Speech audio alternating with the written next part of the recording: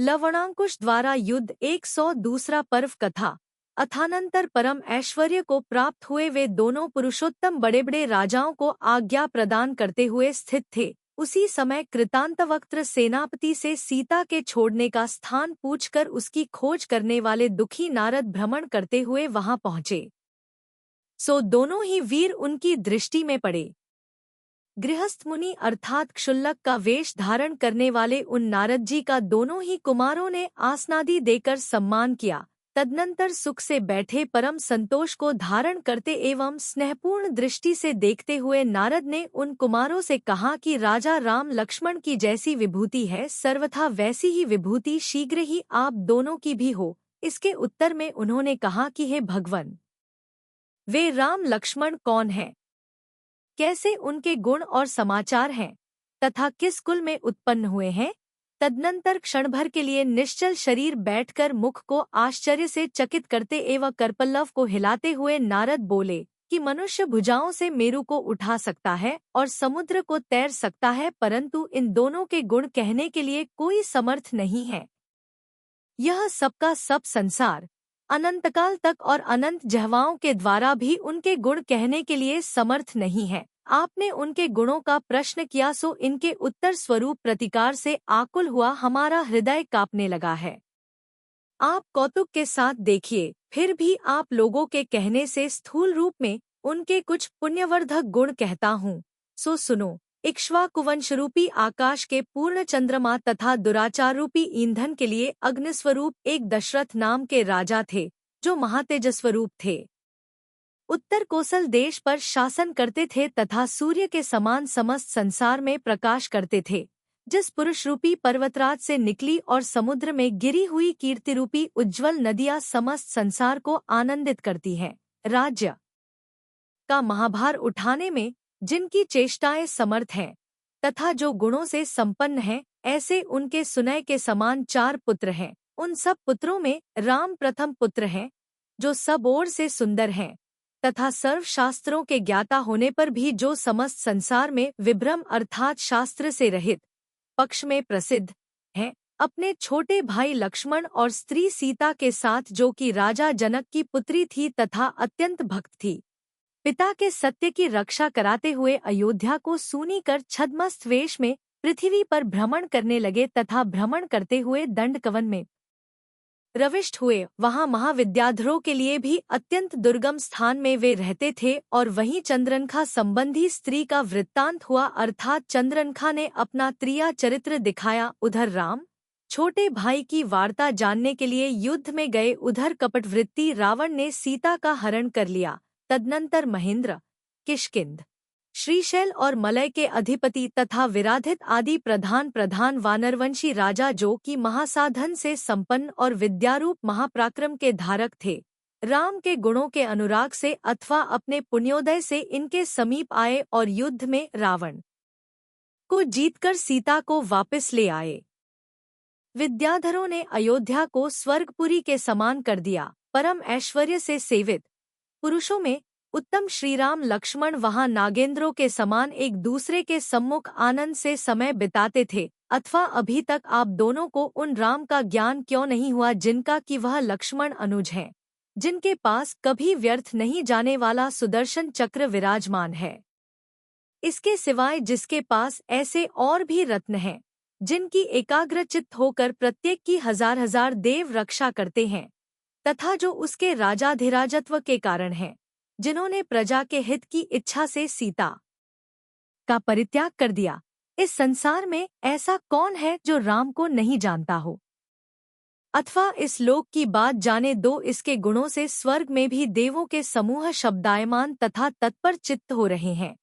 तदनंतर अंकुश ने कहा कि हे मुने, राम ने सीता किस कारण छोड़ी, सो कहो, मैं जानना चाहता हूँ। तत्पश्चात सीता के गुणों से जिनका चित्त आकृष्ट हो रहा था तथा जिनके नेत्रों में आंसू छलक आए थे, ऐसे नारद ने कथा पूरी करते हुए कहा कि उसका गोत्र, चारित्र तथा हृदय अत्यंत शुद्ध है, वह गुणों से सुशोभित है, 8000 स्त्रियों की अग्रणी है, अतिशय पंडिता है, अपनी पवित्रता से सावित्री, गायत्री, श्री, कीर्ति, धृति और हरि देवी को पराजित कर विद्यमान है, तथा जिनवाणी के समान है। निश्चित ही जन्मांतर में उपार्जित पाप कर्म के प्रभाव से केवल लोकापवाद के कारण उन्होंने उसे निर्जन वन में छोड़ा है। सुख से वृद्धि को प्राप्त हुई वह सती दुर्जन रूपी सूर्य की कटुक्ति रूपी किरणों से संतप्त होकर प्रायः नष्ट हो गई होगी, क्योंकि सुकुमार प्राणी थोड़े ही कारण से दुहक को प्राप्त हो जाते हैं। जैसे कि मालती की माला दीपक के प्रकाश मात्र से मुरझा जाती है। जिसने अपने नेत्रों से कभी सूर्य नहीं देखा, ऐसी सीता हिंसक जंतुओं से भरे हुए भयंकर वन में क्या जीवित रह सकती है। पापी मनुष्य की जिह्वा दुष्ट भुजंगी के समान निरपराध लोगों को दूषित कर निवृत्त क्यों नहीं होती है। आर्जवादी गुणों से प्रशंसनीय और अत्यंत निर्मल सीता जैसी सती का जो अपवाद करता है, वह इस लोक तथा परलोक दोनों ही जगह दुहक को प्राप्त होता है, अथवा अपने द्वारा संचित कर्म आश्रित प्राणी के नष्ट करने के लिए जहाँ सदा जागरूक रहते हैं, वहाँ किससे क्या कहा जाए। इस विषय में तो यह संसार ही निंदा का पात्र है। इतना कहकर जिनका मन शोक के भार से आक्रांत हो गया था, ऐसे नारद मुनि आगे कुछ भी नहीं कह सके, अतः चुप बैठ गए। अथानंतर अंकुश ने हंसकर कहा कि हे ब्राह्मण, भयंकर वन में सीता को छोड़ते हुए राम ने कुल की शोभा के अनुरूप कार्य नहीं किया। लोकापवाद के निराकरण करने के अनेक उपाय हैं, फिर उनके रहते हुए क्यों उन्होंने इस तरह सीता को विद्ध किया, घायल किया। अनंगलवन नामक दूसरे कुमार ने भी कहा कि हे मुने, यहाँ से अयोध्या नगरी कितनी दूर है। इसके उत्तर में भ्रमण के प्रेमी नारद ने कहा कि वह अयोध्या यहाँ से 60 योजन दूर है, जिसमें चंद्रमा के समान निर्मल प्रिया के स्वामी राम रहते हैं। यह सुन दोनों कुमारों ने कहा कि हम उन्हें जीतने के लिए चलते हैं। इस पृथ्वी रूपी कुटिया में किसी दूसरे की प्रधानता कैसे रह सकती है। उन्होंने वज्रजंग से भी कहा कि हे माम, इस वसुधा तल पर जो सोहम, सिंधु तथा कलिंग आदि सर्वसाधन संपन्न राजा हैं, उन्हें आज्ञा दी जाए कि आप लोग अयोध्या के प्रति चलने के लिए रण के योग्य सब वस्तुएं लेकर शीघ्र ही तैयार हो जावें। मद रहित तथा मद सहित बड़े बड़े हाथी, महाशब्द करने वाले तथा वायु के समान शीघ्रगामी घोड़े, सेना में प्रसिद्ध तथा युद्ध से नहीं भागने वाले योद्धा देखे जावें। उत्तम शस्त्रों का निरीक्षण किया जाए, कवच आदि साफ किए जावें और महायुद्ध के प्रारंभ की खबर देने में निपुण तथा शंख के शब्दों से मिश्रित तुरही के शब्द दिलाए जावें। इस प्रकार राजाओं को आज्ञा दे जो प्राप्त हुए युद्ध संबंधी आनंद को हृदय में धारण कर अत्यधिक हर्ष से युक्त थे। ऐसे धीरवीर तथा महावैभव से संपन्न दोनों कुमार उन इंद्रों के समान जो देवों को आज्ञा देकर निश्चिंत हो जाते हैं, निश्चिंत हो यथायोग्य सुख से विद्यमान हुए। तदनंतर उनकी राम के प्रति चढ़ाई सुन अत्यधिक उत्कंठा को धारण करती हुई सीता रोने लगी। तत्पश्चात सीता के समीप खड़े नारद से सिद्धार्थ ने कहा कि तुमने यह ऐसा अशोभन कार्य क्यों प्रारंभ किया। रण के कौतुकी एवं रण का प्रोत्साहन देने वाले तुमने देखो यह कुटुंब का बड़ा भेद कर दिया है, घर में बड़ी फूट डाल दी है। नारद ने कहा कि मैं इस वृत्तांत को ऐसा थोड़े ही जानता था। मैंने तो केवल उनके सामने राम लक्ष्मण संबंधी चर्चा ही रखी थी, किंतु ऐसा होने पर भी डरो मत, कुछ भी अशोभन कार्य नहीं होगा, यह मैं जानता हूँ। अतः मन को स्वस्थ करो। तदनंतर दोनों कुमार समीप जाकर सीता से बोले कि हे अम्ब, क्यों रो रही हो? बिना किसी विलंब के शीघ्र ही कहो, किसने तुम्हारे विरुद्ध काम किया है अथवा किसने तुम्हारे विरुद्ध कुछ कहा है। आज किस दुष्ट हृदय के प्राणों का वियोग करूं? औषधि जिसके हाथ में नहीं, ऐसा वह कौन मनुष्य सांप के साथ क्रीड़ा करता है? वह कौन मनुष्य अथवा देव है जो तुम्हें शोक उत्पन्न करता है? हे माता, आज किस क्षीणायुष्क पर कुपित हुई हो? हे अम्ब, शोक का कारण बतलाने की प्रसन्नता करो। इस प्रकार कहने पर सीता देवी ने अश्रु धारण करते हुए कहा कि हे कमललोचन पुत्रो, मैं किसी पर कुपित नहीं हूँ। आज मुझे तुम्हारे पिता का स्मरण हो आया है, इसीलिए दुखी हो गई हूँ और इसीलिए बलात् अश्रु डालती हुई रो रही हूँ। गौतम स्वामी कहते हैं कि हे श्रेणिक, सीता के इस प्रकार कहने पर उन दोनों वीरों की यह बुद्धि उत्पन्न हुई कि सिद्धार्थ हमारा पिता नहीं है। तत्पश्चात उन दोनों ने पूछा कि हे माता, हमारा पिता कौन है? कहाँ है? इस प्रकार पूछने पर सीता ने अपना सब वृत्तांत कह दिया। अपना जन्म, राम का जन्म, वन में जाना, वहां हरण होना तथा पुनः वापस आना आदि जैसा वृत्तांत नारद ने कहा था वैसा सब विस्तार से कह सुनाया, क्योंकि वृत्तांत के छिपाने का अब कौन सा अवसर है। यह कहकर सीता ने कहा कि जब तुम दोनों गर्भ में थे तब लोकापवाद के भय से तुम्हारे पिता ने मुझे वन में छोड़ दिया था। मैं उस सिंहरवा नाम की अटवी में रो रही थी कि हाथी पकड़ने के लिए गए हुए वज्रजंग ने मुझे देखा, जो हाथी प्राप्त कर अटवी से लौट रहा था, जो विशुद्ध शक्ति रूपी रत्न का धारक था, महात्मा था एवं दयालु चित्त था। ऐसा यह श्रावक वज्रजंग मुझे बहन कह इस स्थान पर ले आया और बड़े सम्मान के साथ उसने हमारा पालन किया, जो तुम्हारे पिता के ही समान है। ऐसे इस वज्रजंग के वैभवशाली घर में मैंने तुम दोनों को जन्म दिया है। तुम दोनों श्रीराम के शरीर से उत्पन्न हो, हे वत्सो। लक्ष्मण नामक छोटे भाई से सहित उन श्रीराम ने हिमालय से लेकर समुद्र पर्यंत की इस समस्त पृथ्वी को अपनी दासी बनाया है। अब आज उनके साथ तुम्हारा महायुद्ध होने वाला है, सो मैं क्या पति की अमांगलिक वार्ता सुनूंगी या तुम्हारी अथवा देवर की?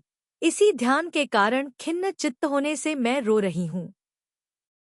हे भले पुत्रों, यहाँ और दूसरा कारण क्या हो सकता है?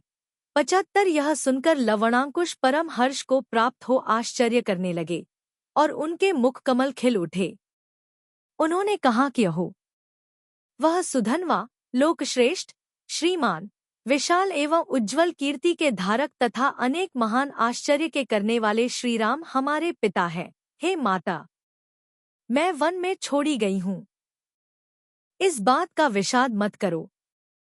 तुम शीघ्र ही रामलक्ष्मण का अहंकार खंडित देखो। तब सीता ने कहा कि हे पुत्रों, पिता के साथ विरोध करना रहने दो, यह करना उचित नहीं है।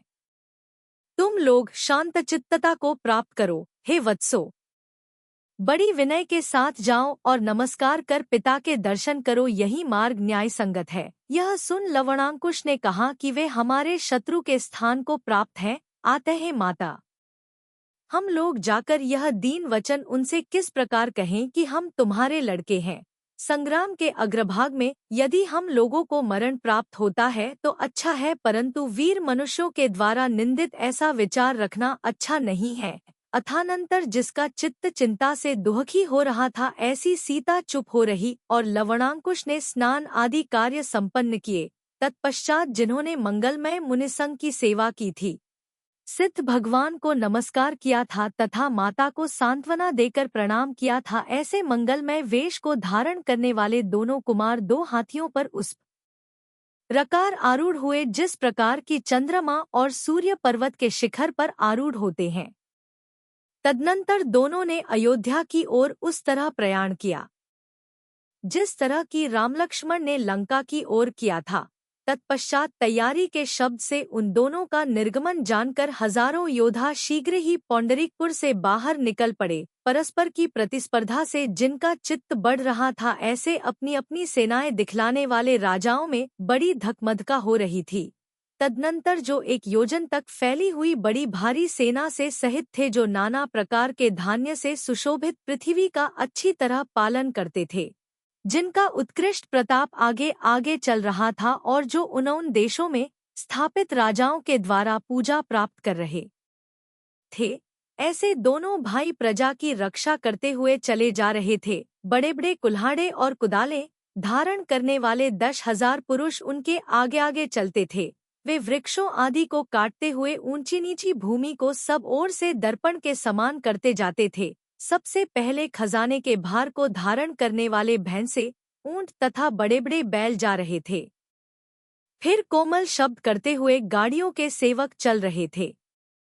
तदनंतर तरुण हरिण के समान उछलने वाले पैदल सैनिकों के समूह और उनके बाद उत्तम चेष्टाएं करने वाले घोड़ों के समूह जा रहे थे। उनके पश्चात जो सुवर्ण की मालाओं से अत्यधिक सुशोभित थे, जिनके गले में बंधे हुए बड़े बड़े घंटा शब्द कर रहे थे, जो शंखों और चामरों को धारण कर रहे थे, कांच के छोटे छोटे गोले तथा दर्पण तथा फन्नूसों आदि से जिनका वेश बहुत सुंदर जान पड़ता था, जो महाउद्दंड थे, जिनकी सफेद रंग की बड़ी बड़ी खीसें लोहा तामा तथा सुवर्णादि से जड़ी हुई थी, जो रत्न तथा सुवर्णादि से निर्मित कंठमालाओं से विभूषित थे, चलते फिरते पर्वतों के समान जान पड़ते थे, नाना रंग के चित्राम से सहित थे, जिनमें से किन्हीं के गंडस्थलों से अत्यधिक मद झर रहा था, कोई नेत्र बंद कर रहे थे, कोई हर्ष से परिपूर्ण थे, किन्हीं के मद की उत्पत्ति होने वाली थी, कोई वेग से तीक्ष्ण थे और कोई मेघों के समान थे, जो कवच आदि से युक्त, नाना शास्त्रों में निपुण, महाशब्द करने वाले और अत्यंत तेजस्वी पुरुषों से अधिष्ठित थे, जो अपनी तथा पराई सेना में उत्पन्न हुए शब्द के जानने में निपुण थे, सर्व प्रकार की शिक्षा से संपन्न थे और सुंदर चेष्टा को धारण करने वाले थे। ऐसे हाथी जा रहे थे, उनके पश्चात जो सुंदर कवच धारण कर रहे थे, जिन्होंने पीछे की ओर ढाल टांग रखी थी तथा भाले जिनके हाथों में थे, ऐसे घुड़सवार सुशोभित हो रहे थे। अश्वसमूह के खुराधात से उठी धूलि से आकाश ऐसा व्याप्त हो गया था, मानो सफेद मेघों के समूह से ही व्याप्त हो गया हो। उनके पश्चात जो शस्त्रों के अंधकार से आच्छादित थे, नाना प्रकार की चेष्टाओं को करने वाले थे, अहंकारी थे तथा उदात्त आचार से युक्त थे, ऐसे पदाति चल रहे थे। 102 उस विशाल सेना में शयन, आसन, पान, गंध, माला तथा मनोहर वस्त्र, आहार और विलेपन आदि से कोई दुहखी नहीं था, अर्थात सबके लिए उक्त पदार्थ सुलभ थे। राजा की आज्ञानुसार नियुक्त होकर जो मार्ग में सब जगह व्याप्त थे, अत्यंत चतुरता से कार्य करने के लिए जो सदा कमर कसे रखते थे और उत्तम हृदय से युक्त थे, ऐसे मनुष्य प्रति बड़े आदर के साथ सबके लिए मधु, स्वादिष्ट पेय, घी, पानी और नाना प्रकार के रसीले भोजन सब ओर प्रदान करते रहते थे। उस सेना में न तो कोई मनुष्य मलिन दिखाई देता था, न दीन, न भूखा, न प्यासा, न कुत्सित वस्त्र धारण करने वाला और न चिंतातुर ही दिखाई पड़ता था। उस सेनारूपी महासागर में नाना आभरणों से युक्त, उत्तम वेश से सुसज्जित एवं उत्तम कांति से युक्त पुरुष और स्त्रियां सुशोभित थी। इस प्रकार परम विभूति से युक्त सीता के दोनों पुत्र उस तरह अयोध्या के उस देश में पहुँचे जिस तरह की इंद्र देवों के स्थान में पहुँचते हैं। जौ, पौंडे, ईख तथा गेहूं आदि उत्तमोत्तम धान्यों से जहाँ की भूमि निरंतर सुशोभित है, वहाँ की नदियाँ राजहंसों के समूहों से, तालाब कमलों और कुवलियों से, पर्वत नाना प्रकार के पुष्पों से और बाग बगीचों की भूमियाँ सुंदर संगीतों से सुशोभित है, जहाँ के वन बड़े बड़े बेलों के शब्दों से, सुंदर गायों और भैंसों के समूह से तथा मचान पर बैठी गोपालिकाओं से सुशोभित है, जहाँ की सीमाओं पर स्थित गांव नगरों के समान और नगर स्वर्गपुरी के समान सुशोभित है। इस तरह पंचेंद्रिय के विषयों से प्रिय उस देश का इच्छानुसार उपभोग करते हुए परमतेज के धारक लवणांकुश आनंद से चले जाते थे। रण के कारण तीव्र क्रोध को प्राप्त हुए हाथियों के गंडस्थल से झरने वाले जल से मार्ग की समस्त धूलि कीचड़पने को प्राप्त हो गई थी। चंचल घोड़ों के तीक्ष्ण खुराधात से उस कोमल देश को भूमि माने अत्यंत जर्जर अवस्था को प्राप्त हो गई थी। तदनंतर लवणांकुश दूर से ही आकाश को संध्याकालीन मेघों के समूह सहित जैसा देखकर बोले कि हे माम, जिसकी लाल लाल विशाल कांति बहुत ऊंची उठ रही है, ऐसा यह क्या दिखाई दे रहा है। यह सुन वज्रजंग ने बहुत देर तक पहचानने के बाद कहा कि हे देवो, यह वह उत्कृष्ट अयोध्या नगरी दिखाई दे रही है, जिसके सुवर्णमय कोट की यह कांति इतना ऊंची उठ रही है। इस नगरी में वह श्रीमान बलभद्र रहते हैं, जो कि तुम दोनों के पिता हैं, तथा नारायण और महागुणवान शत्रुघ्न जिनके भाई हैं। इस तरह शूरवीरता और गौरव से सहित कथाओं से जो अत्यंत प्रसन्न थे, ऐसे सुख से जाते हुए उन दोनों के बीच नदी आ पड़ी, जो अपने चालू वेग से ही उस नगरी को ग्रहण करने की इच्छा रखते थे। ऐसे उन दोनों वीरों के बीच वह नदी उस प्रकार आ पड़ी जिस प्रकार की मोक्ष के लिए प्रस्थान करने वाले के बीच तृष्णा आ पड़ती है। जिस प्रकार नंदनवन की नदी के समीप देवों की विशाल सेना ठहराई जाती है, उसी प्रकार उस नदी के समीप थकी मांदी सेना ठहरा दी गई। अथानंतर शत्रु की सेना को निकटवर्ती स्थान में स्थित सुन परम आश्चर्य को प्राप्त होते हुए रामलक्ष्मण ने कहा कि यह कौन मनुष्य शीघ्र ही मरना चाहता है, जो युद्ध का बहाना लेकर हम दोनों के पास चला आ रहा है। लक्ष्मण ने उसी समय राजा विराधित को आज्ञा दी कि बिना किसी विलंब के युद्ध के लिए सेना तैयार की जाए। रण का कार्य उपस्थित हुआ है, इसलिए वृष, नाग तथा वानर आदि की पताकाओं को धारण करने वाले विद्याधर राजाओं को सब समाचार का ज्ञान कराओ, अर्थात उनके पास सब समाचार भेजे जाए। जैसी आप आज्ञा करते हैं वैसा ही होगा। इस प्रकार कहकर राजा विराधित सुग्रीव आदि राजाओं को बुलाकर युद्ध के लिए उद्यत हो गया। दूत के देखते ही वे सब विद्याधर राजा बड़ी बड़ी सेनाएं लेकर अयोध्या आ पहुँचे। अथानंतर जिनकी आत्मा अत्यंत आकुल हो रही थी, ऐसे सिद्धार्थ और नारद ने शीघ्र ही जाकर भामंडल के लिए सब खबर दी। बहन सीता का जो हाल हुआ था उसे सुनकर वात्सल्य गुण के कारण भामंडल बहुत दुखी हुआ। तदनंतर विषाद, विस्मय और हर्ष को धारण करने वाला, शीघ्रता से सहित एवं स्नेह से भरा भामंडल किंकर्तव्य विमूढ़ हो पिता सहित मन के समान शीघ्रगामी विमान पर आरूढ़ हो सब सेना के साथ पौंडरीकपुर की ओर चला। भामंडल पिता और माता को आया देख जिसका शोक नया हो गया था, ऐसी सीता शीघ्रता से उठ सबका आलिंगन कर आंसुओं की लगातार वर्षा करती हुई विलाप करने लगी। वह उस समय अपने परित्याग आदि के दुहक को बतलाती हुई विह्वल हो उठती थी। भामंडल ने उसे बड़ी कठिनाई से सांत्वना देकर कहा कि हे देवी, तेरे पुत्र संशय को प्राप्त हुए हैं। उन्होंने यह अच्छा नहीं किया। उन्होंने जाकर उन बलभद्र और नारायण को क्षोभित किया है, जो पुरुषोत्तम वीर देवों के भी अजय हैं। जब तक उन कुमारों का प्रमाद नहीं होता है तब तक आओ, शीघ्र ही चलें और रक्षा का उपाय सोचें। तदनंतर पुत्रवधुओं सहित सीता भामंडल के विमान में बैठ उस ओर चली जिस ओर की वज्रजंग और सेना से सहित दोनों पुत्र गए थे। अथानंतर गौतम स्वामी कहते हैं कि हे श्रेणिक, राम लक्ष्मण की पूर्ण लक्ष्मी का वर्णन के लिए कौन समर्थ है, इसलिए संक्षेप से ही यहाँ कहते हैं। सो सुन, रथ, घोड़े, हाथी और पैदल सैनिक रूप महासागर से घिरे हुए राम लक्ष्मण क्रोध को धारण करते हुए के समान निकले। जो घोड़े जुते हुए रथ पर सवार था, जिसका वक्षस्थल हार से सुशोभित था तथा जिसका मन युद्ध में लग रहा था, ऐसा प्रतापी शत्रुघ्न भी निकलकर बाहर आया। जिस प्रकार हरिणकेशी देव सैनिकों का अग्रणी होता है, उसी प्रकार मानी कृतांतवक्त्र सब सेना का अग्रसर हुआ, जिसमें धनुषों की छाया हो रही थी तथा जो महाकांति से युक्त थी, ऐसी उसकी अपरिमित चतुरंगिणी सेना उसके प्रताप को बढ़ा रही थी। जिसमें बीच के खंभा के ऊपर ध्वजा फहरा रही थी तथा जो शत्रुओं की सेना के द्वारा दुर्निरीक्ष्य था, ऐसा उसका बड़ा भारी रथ देवों के महल के समान सुशोभित हो रहा था। कृतांतवक्त्र के पीछे त्रिमूर्ध, फिर अग्निशिख, फिर सिंह विक्रम, फिर दीर्घबाहु, फिर सिंहोदर, सुमेरु, महाबलवान बालिखिल्य, अत्यंत क्रोधी रौद्रभूति, शरभ, स्यंदन, क्रोधी वनकर्ण, युद्ध का प्रेमी मारिदत्त और मदोन्मत्त मन के धारक मृगेंद्रवाहन आदि 5000 सामंत बाहर निकले।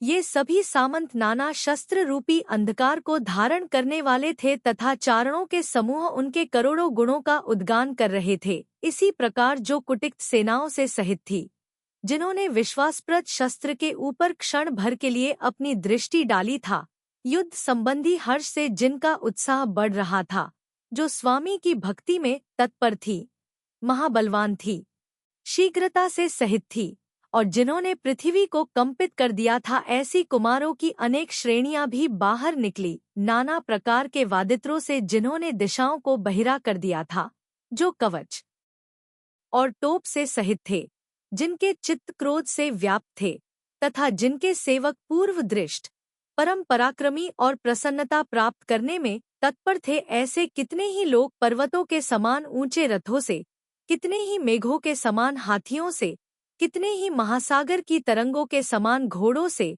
कितने ही पालकी के शिखरों से और कितने ही अत्यंत योग्य वृषभों से अर्थात इन पर आरूढ़ हो बाहर निकले।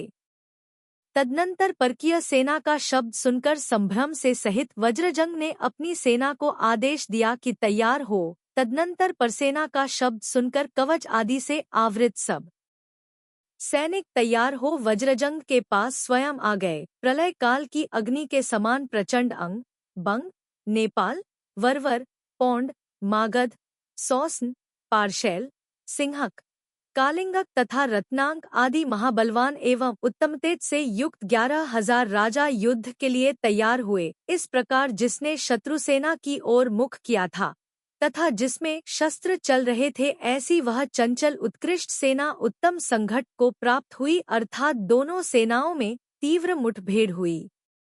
उन दोनों सेनाओं में ऐसा भयंकर समागम हुआ जो पहले हुए देव और असुरों के समागम से भी कहीं आश्चर्यकारी था तथा क्षोभ को प्राप्त हुए दो समुद्रों के समागम के समान महाशब्द कर रहा था। अरे क्षुद्र, पहले प्रहार कर, शस्त्र छोड़, क्यों उपेक्षा कर रहा है? मेरा शस्त्र पहले प्रहार करने के लिए कभी प्रवृत्त नहीं होता। अरे, उसने हल्का प्रहार किया, इससे मेरी भुजा स्वस्थ रही आई, अर्थात उसमें कुछ हुआ ही नहीं। जरा दृढ़ मुट्ठी कसकर शरीर पर जोरदार प्रहार कर कुछ सामने आ। युद्ध में बाण का संचार ठीक नहीं हो रहा है, अथवा फिर बाण को छोड़, छुरी उठा, क्यों काँप रहा है? मैं तुझे नहीं मारता, मार्ग छोड़। युद्ध की महाखाद से चपल यह दूसरा प्रबल योद्धा सामने खड़ा हो। अरे क्षुद्र, व्यर्थ क्यों गरज रहा है? वचन में शक्ति नहीं रहती। यह मैं तेरी चेष्टा से ही रण की पूजा करता हूँ। इन्हें आदि लेकर पराक्रम से सुशोभित योद्धाओं के मुखों से सब ओर अत्यंत गंभीर महाशब्द निकल रहे थे। जिस प्रकार भूमिगोचरी राजाओं की ओर से भयंकर शब्द आ रहा था, उसी तरह विद्याधर राजाओं की ओर से भी अत्यंत महान शब्द आ रहा था। भामंडल, वीर पवन वेग, बिजली के समान उज्ज्वल मृगांक तथा महाविद्याधर राजाओं के प्रतिनिधि देवच्छंद आदि जो कि बड़ी बड़ी सेनाओं से युक्त तथा महायुद्ध में निपुण थे, लवणांकुश के पक्ष में खड़े हुए। अथानंतर जब कर्तव्य के ज्ञान और प्रयोग में अत्यंत निपुण हनुमान ने लवणांकुश की वास्तविक उत्पत्ति सुनी, तब वह विद्याधर राजाओं के संघट को शिथिल करता हुआ लवणांकुश के पक्ष में आ गया। लांगूल नामक शस्त्र को हाथ में धारण कर राम की सेना से निकलते हुए हनुमान ने भामंडल का चित्त हर्षित कर दिया। तदनंतर विमान के शिखर पर आरूढ़ जानकी को देखकर सब विद्याधर राजा उदासीनता को प्राप्त हो गए और हाथ जोड़ बड़े आदर से उसे प्रणाम कर अत्यधिक आश्चर्य को धारण करते हुए उसे घेरकर खड़े हो गए। सीता ने जब दोनों सेनाओं की मुठभेड़ देखी, तब उसके नेत्र भयभीत हरिणी के समान चंचल हो गए।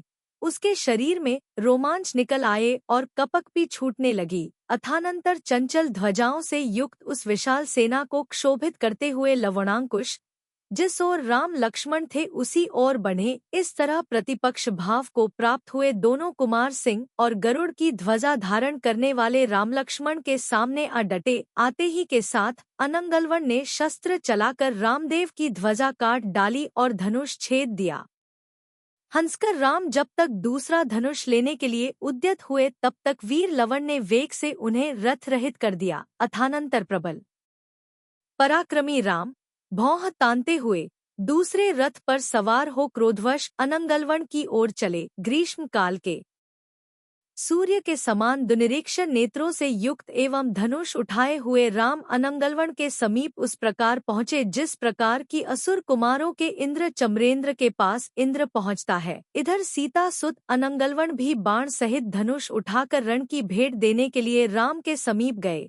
तदनंतर राम और लवण के बीच परस्पर कटे हुए शस्त्रों के समूह से कठिन परम युद्ध हुआ।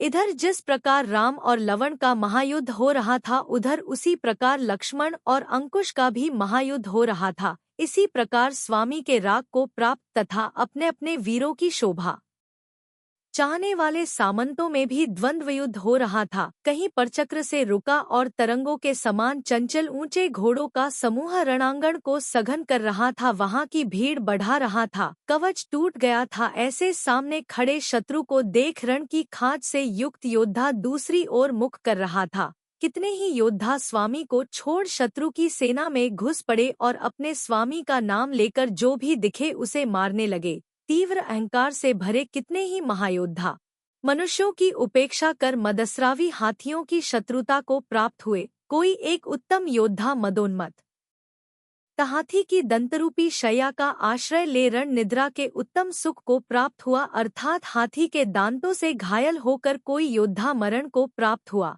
जिसका शस्त्र टूट गया था। ऐसे किसी योद्धा ने सामने आते हुए घोड़े के लिए मार्ग तो नहीं दिया किंतु हाथ ठोक कर प्राण दे दिए। कोई एक योद्धा प्रथम प्रहार में ही गिर गया था, इसलिए उसके बकने पर भी उदारचेता किसी महायोद्धा ने लज्जित हो उस पर पुनः प्रहार नहीं किया। जिसका हृदय नहीं टूटा था ऐसा कोई योद्धा सामने के वीर को शस्त्र रहित देख अपना भी शस्त्र फेंककर मात्र भुजाओं से ही युद्ध करने के लिए उद्यत हुआ था। कितने ही वीरों ने सदा के सुप्रसिद्ध दानी होकर भी युद्ध क्षेत्र में आकर अपने प्राण तो दे दिए थे पर पीठ के दर्शन किसी को नहीं दिए। किसी सारथी का रथ रुधिर की कीचड़ में फंस जाने के कारण बड़ी कठिनाई से चल रहा था, इसलिए वह चाबुक से ताड़ना देने में तत्पर होने पर भी शीघ्रता को प्राप्त नहीं हो रहा था। इस प्रकार उन दोनों सेनाओं में वह महायुद्ध हुआ जिसमें कि शब्द करने वाले घोड़ों के द्वारा खींचे गए रथ चींची शब्द कर रहे थे, जो घोड़ों के वेग से उड़े हुए सामंत भट्टों से व्याप्त था, जिसमें महायोद्धाओं के शब्द निकलते हुए खून के उद्गार से सहित थे। जहां वेगशाली शस्त्रों के पड़ने से अग्नि कणों का समूह उत्पन्न हो रहा था, जहां हाथियों के सूसू शब्द के साथ जल के छींटों का समूह निकल रहा था, जहां हाथियों के द्वारा विदीर्ण वक्षस्थल वाले योद्धाओं से भूतल व्याप्त था, जहां इधर-उधर पड़े हुए हाथियों से युद्ध का मार्ग रुक जाने के कारण यातायात में गड़बड़ी हो रही थी, जहां हाथी रूपी मेघों से मुक्ताफल रूपी महोपलो बड़े बड़े ओलों की वर्षा हो रही थी, जो मोतियों की वर्षा के समाघात से विकट था, नाना प्रकार के कर्मों की रंगभूमि था, जहां हाथियों के द्वारा उखाड़ कर ऊपर उछाले हुए पुन्नाग के वृक्ष विद्याधरों का संगम कर रहे थे, जहां शिरों के द्वारा यशरूपी रत्न खरीदा गया था, जहां मूर्छा से विश्राम प्राप्त होता था और मरण से जहां निर्वाण मिलता था। इस प्रकार वीरों की चाहे बड़ी टुकड़ी हो चाहे छोटी, सब में वह युद्ध हुआ कि जो जीवन की तृष्णा से रहित था, जिसमें योद्धाओं के समूह धन्य धन्य शब्दरूपी समुद्र के लोभी थे तथा जो समझ से सहित था, किसी भी पक्ष की जय पराजय से रहित था। स्वामी में अटूट भक्ति, जीविका प्राप्ति का बदला चुकाना और रण की तेज खाज, यही सब सूर्य के समान तेजस्वी योद्धाओं के संग्राम के कारणने को प्राप्त हुए थे। इस प्रकार आर्ष नाम से प्रसिद्ध श्री विषणाचार्य द्वारा कथित पद्मपुराण में लवणांकुश के युद्ध का वर्णन करने वाला 102वां पर्व समाप्त हुआ।